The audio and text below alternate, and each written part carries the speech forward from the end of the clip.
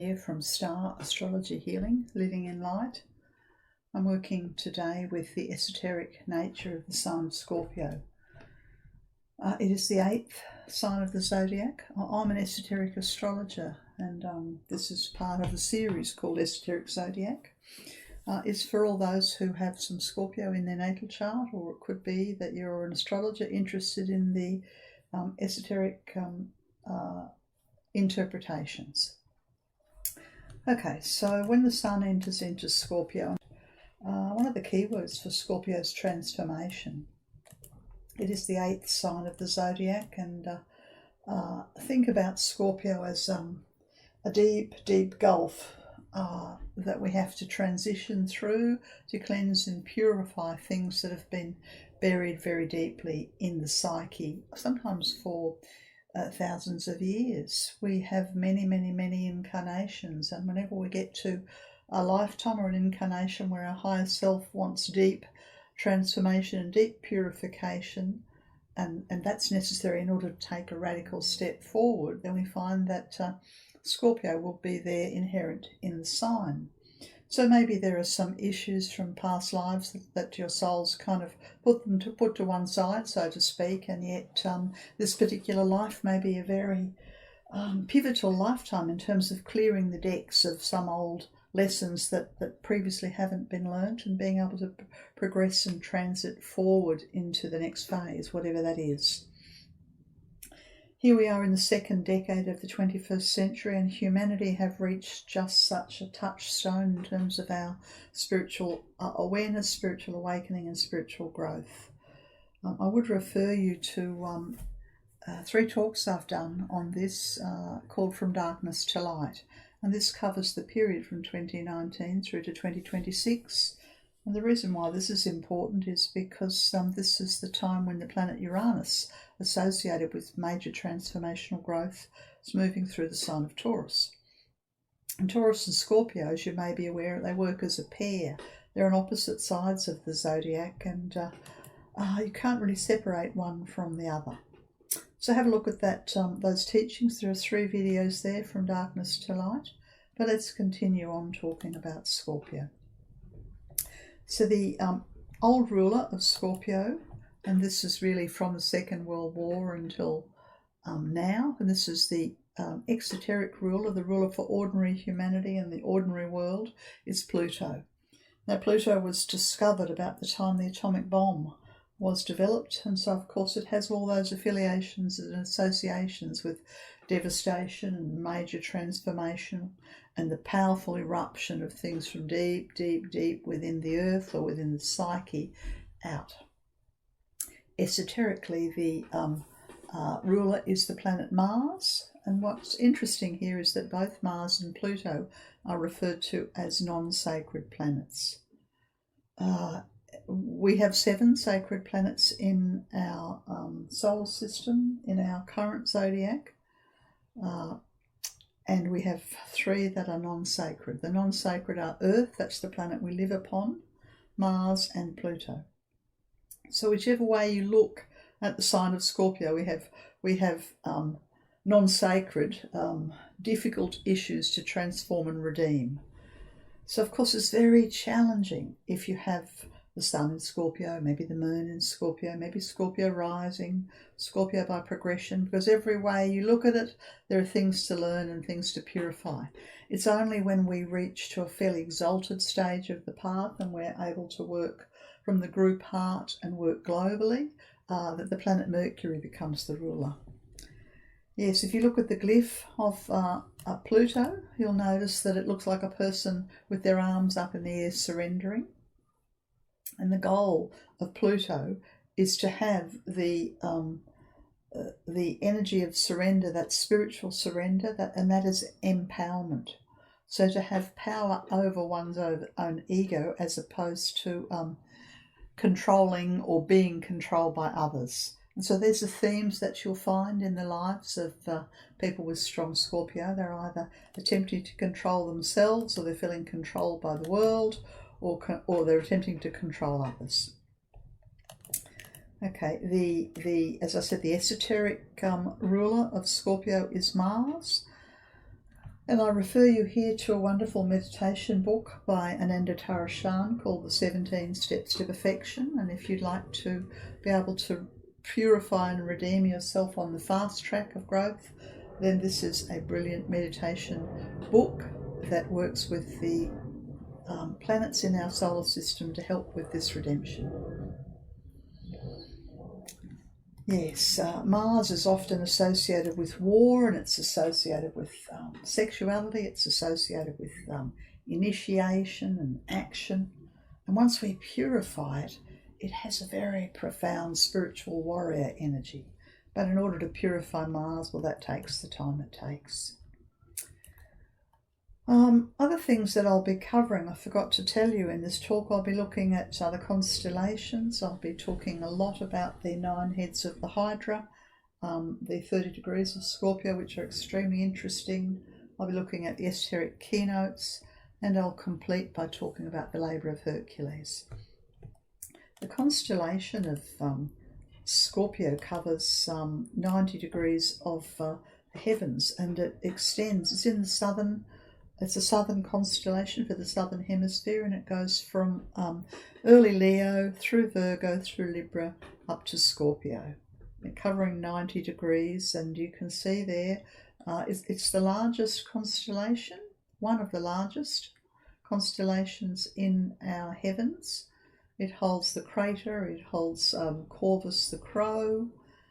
There are many phases and facets of who we are as we're moving through our personal and our spiritual development in the sign of Scorpio. So let's come in, and I have here if I can get it up on the slideshow, the sign of Scorpio divided into segments, 9 segments of 3.3 degrees each. So I'll just talk briefly about Scorpio. Scorpio acts like a cleansing house or a clearing house. It's the sign of transformation.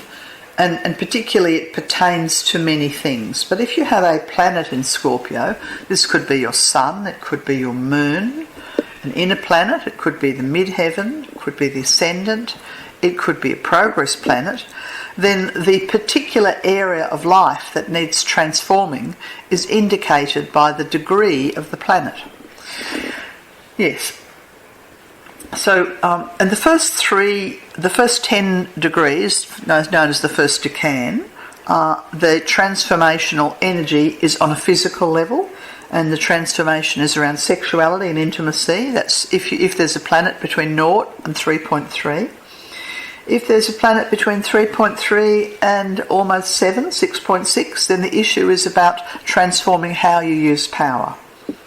If you have a planet or a point in your chart between 6.6 and 9.9, let's say 10 degrees, then the issue to be transformed is resources and money and value, everything to do with value. So these are the physical tests in the first decan of Scorpio. The astral tests are indicated in the second decan of Scorpio. So if there's a planet or a point between 10 and 3.3 degrees, then the test is around fear, being able to move beyond fear, transform fear, not be held back by fear. If there's a significant focus in your chart through a planet in the middle of Scorpio, between 13.3 and 16.6, then the deepest and most embedded negative energy on Earth, that's hatred, the opposite of love, it's stored there. And that is what needs to be transformed. The last of the astral or the emotional tests is in the sign of Scorpio is 16.6 to 19.9, and the issue there is ambition. This can be worldly ambition, sexual ambition, spiritual ambition, and sometimes it's a case of too much or not enough ambition. But there's an issue around ambition to be transformed on an emotional level. And the final of the 3 tests, and I should say, did I mention it before? I didn't. That I think I'll get it to a little bit later. The 9-headed Hydra, and this comes from, is it the Greek mythology? I think it is, where the Hercules is faced with challenging the demon, the various aspects of his shadow, his personality, his ego, that are trying to block his path, and it manifests as the 9-headed Hydra.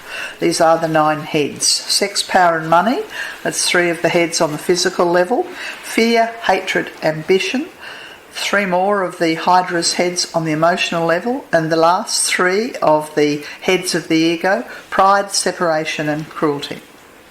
Pride, 20 to 23.3 degrees. Any prideful issue or lack of pride, lack of self-esteem, either one way or the other, needs to be transformed.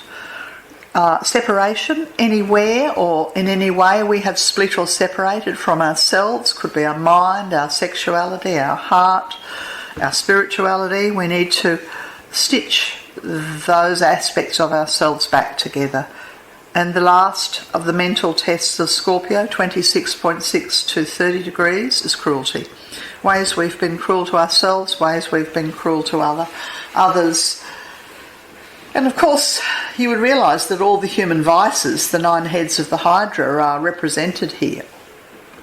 And if you are somebody who has a lot of Scorpio in your natal chart or your progress chart, or maybe it's just in your solar return, then you know that you're up for transformation.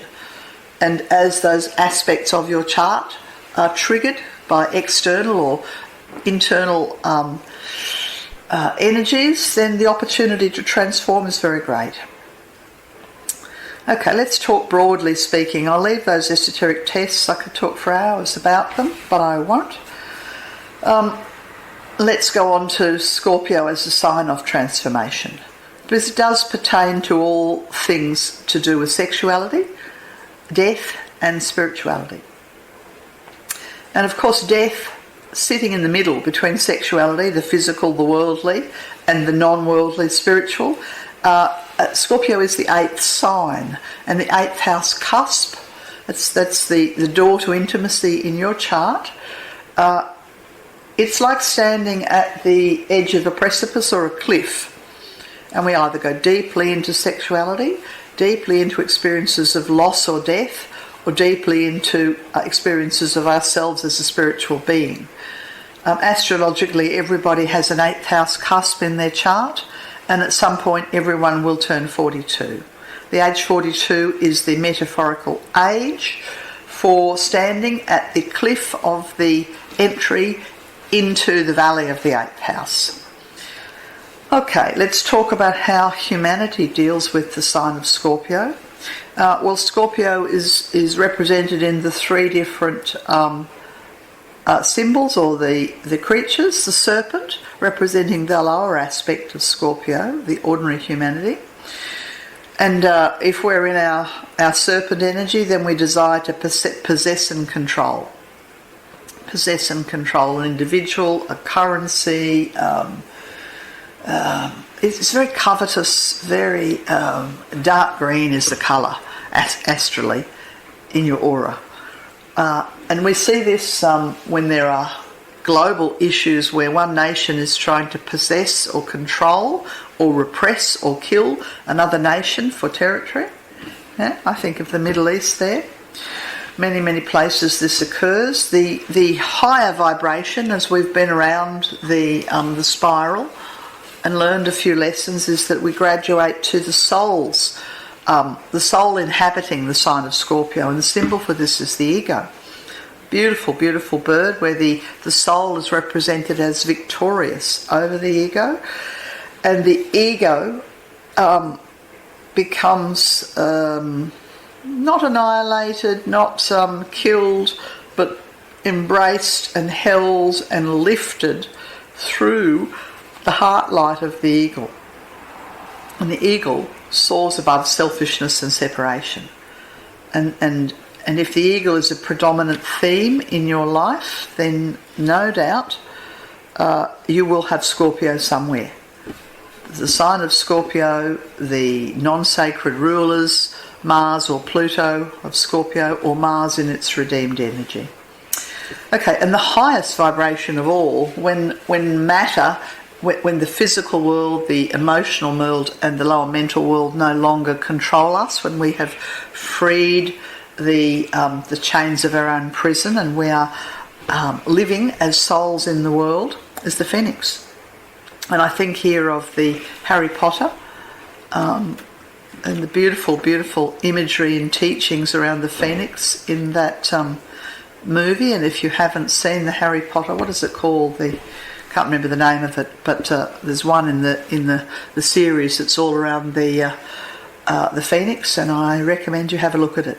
The phoenix represents the soul's emergence from what we call the lower way and moving on to the higher way, where the healing and the cleansing and the transforming, sufficient of that has been done for the self, and then that gift is given to the world. We see this with politicians, some politicians, we see it with musicians, with an orchestra, we see it with an inspired speaker, with a mathematician, with someone, searching the bounds of space. In all areas and ways, the phoenix can work. The inner experience of entering into the higher vibration, and of course we can't do this until we have literally neutralised those 9 heads of the Hydra: sex, power, money, fear, hatred, ambition, pride, separation, and cruelty. And then, somewhere down the track, this will be my experience and your experience. We will enter into inner peace, inner freedom. We will resonate and become joy and love. And so therefore we will find ourselves on the path of ascension, enlightenment, and eventually towards the resurrection. This will take as long as it takes, but this is the way humanity is destined to move through the 3 phases of Scorpio: the serpent, the eagle, to eventually the phoenix. Okay, so I'm going to leave that there, and I'm going to move on now to discussing the myth of Hercules as he enters into the labour associated with Scorpio, called Labour the 8th, known as destroying the Lernian Hydra. There are many, many resources. If you search this online, you'll find lots of interesting information. And yes, Hercules did live in the Grecian times a long time ago, but the teachings are relevant to all of us. I'll just give you here the 2 keynotes for Scorpio before I start on. So there are 2 ways that we work with Scorpio. And Scorpio has that connection to Mars and Pluto. So these are both the rulers of the sign of Scorpio. Mars is essentially predominantly a 6th ray planet, and Pluto is a 1st ray planet.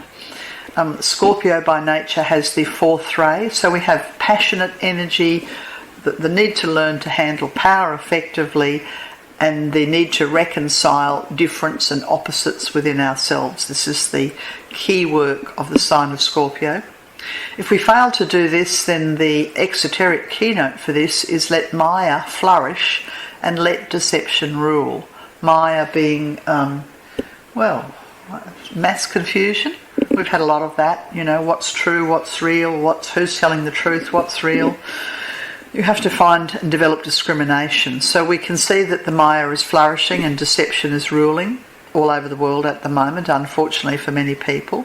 Whereas the higher vibration of Scorpio, once we've cleansed some of the confusion, the discombobulating issues, and moved beyond our own attachments of power, then the keynote, the way that we will do this, is warrior am I, and from the battle I emerge triumphant.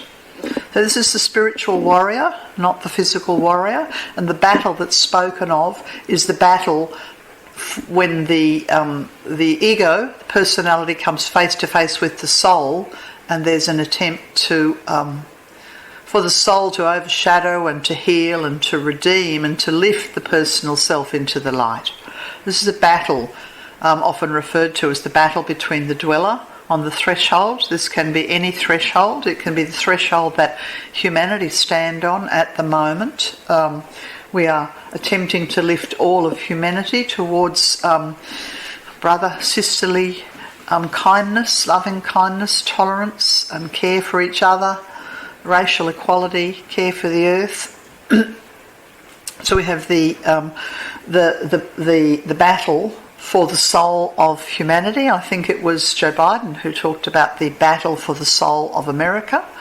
We have the battle going on between your higher self and your personality for the sole control of your physical body, maybe partial control of your emotions, maybe some control of the way you think. So eventually we will be warrior am I, and from the battle I emerge triumphant. Yes, let me just go back to the myth before I talk esoterically. So I'm going to read to you now Labour the 8th, destroying the Lernaean Hydra, from the ancient teachings. When a drought occurred in Argos, Amnemone, not sure how to pronounce that, called upon the aid of Neptune, who commanded her to strike a rock, from which, when she did, gushed out 3 crystal streams. But soon a terrible hydra came to live there, and a plague spread over the whole countryside. Hercules must now destroy this monster with its 9 heads, of which one is immortal.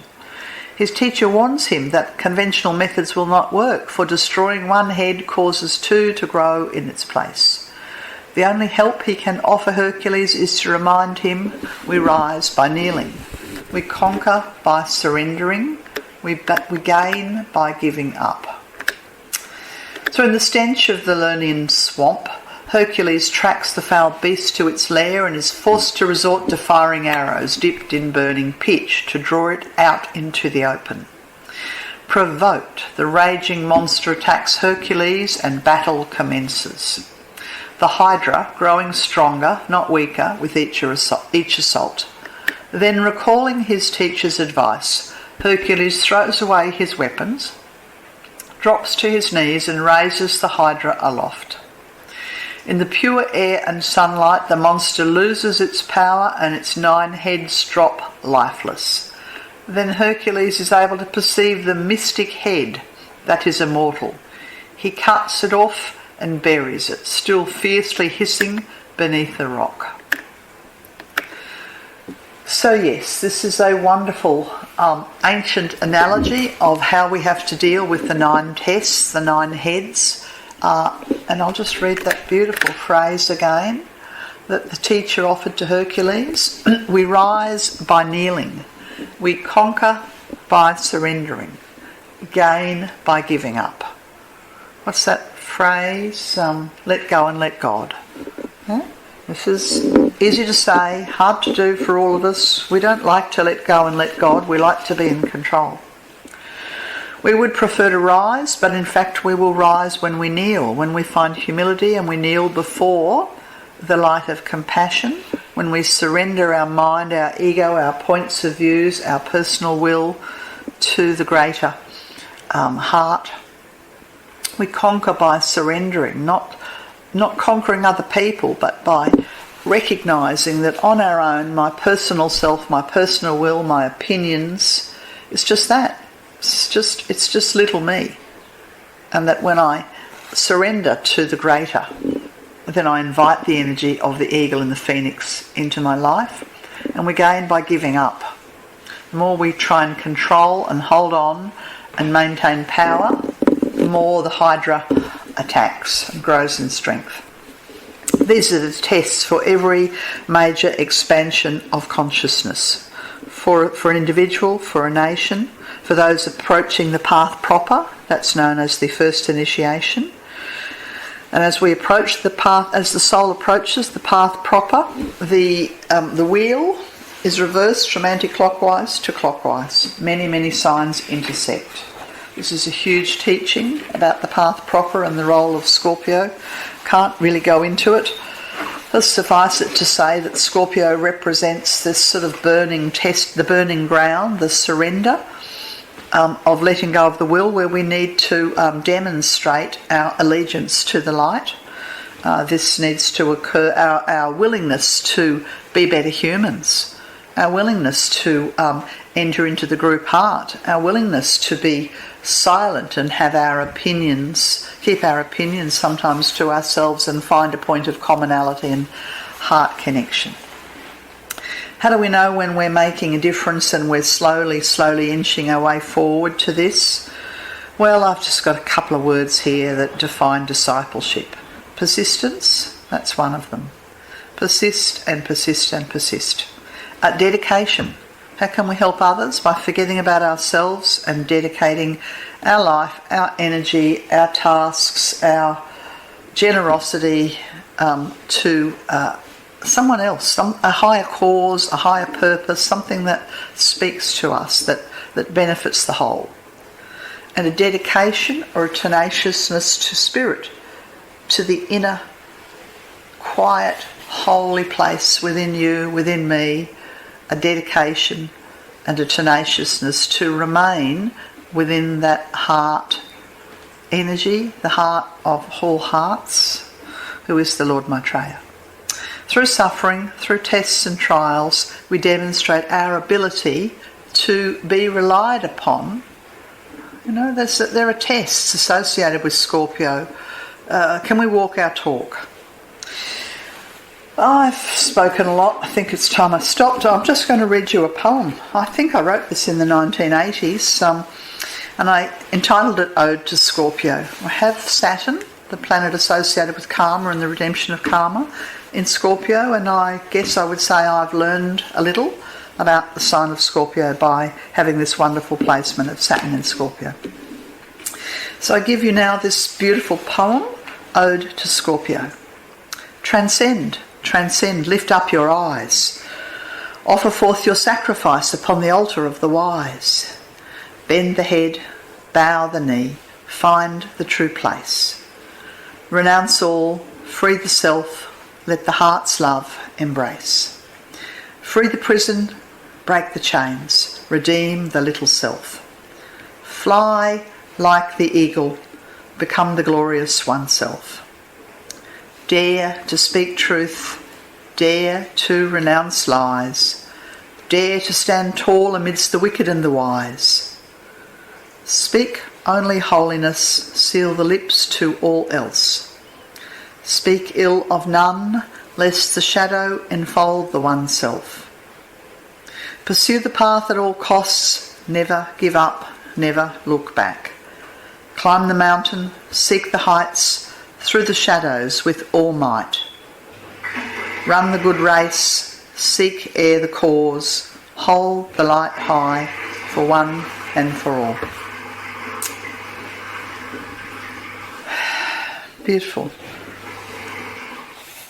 Okay, that's all I've got to say. It's been lovely to connect with you around this profound teaching of the sign of Scorpio. My love and best wishes to all. And we shall be in touch. And of course, if you don't know Chandra and you would like to connect for some personal work, you can look at my website, starastrologyhealing.com, Living in Light, where I work as an ascension healer and an esoteric astrologer. Okay, that's all for now. Bye.